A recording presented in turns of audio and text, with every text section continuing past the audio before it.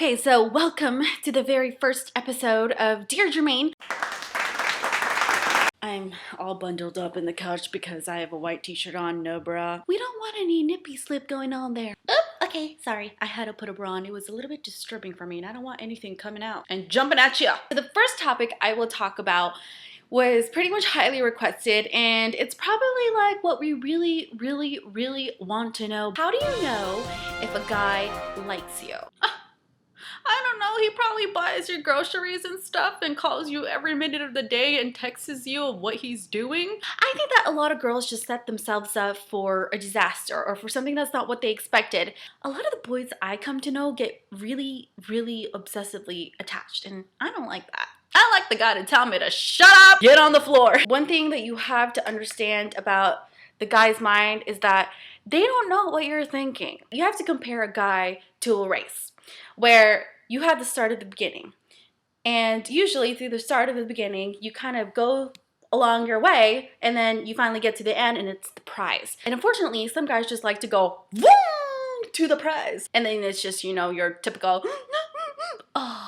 And then they just disappear to the face of the earth. And then you have the gullible girls that say, oh, I thought he liked me. We experience the guys who are very obsessive. We experience the guys that are just the hit it and quit it types. And we experience the guys that are just like, I'm willing to show you everything I got, but my ego is just in the way. I'm sorry. I'll put it this way. Here is the anatomy of the male brain. It's nothing spectacular, but it's very simple. Yeah.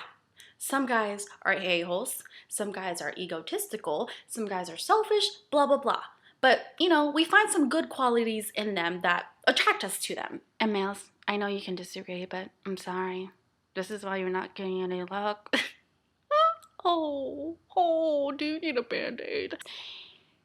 They always put themselves first. They're just so into the realm of themselves. That's why they call it It's a Man's World. When a guy encounters a female that just, boom, changes everything about how he lives, how he feels, and what he's thinking. He's finally motivated to change his underwear, brush his teeth, and maybe take a shower. He basically pops his own bubble, and he's just let himself go. He's cut himself in half because he wants his other half to be her. I don't know if you've heard of the saying, when a guy falls in love, he falls harder than a girl. I just think that it's amazing what girls would do to get a guy's attention. She's lifting up that skirt, fitting into an XS when clearly she's a medium. Stop thinking with your feelings. Start thinking with your head. And that takes a lot of experience to know what you'll get, which I learned the hard way. Basically, the simple, most clearest way to put it, how do you know if a guy likes you? He doesn't need to tell you. He'll show it by putting you first, ahead of his friends, whatever responsibilities is going on, ahead of a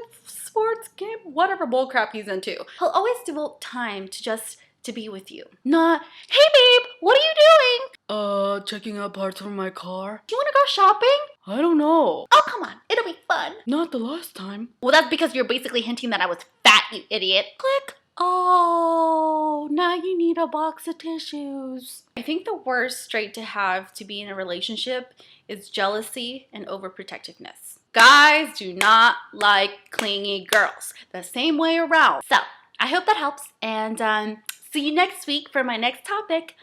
Bye!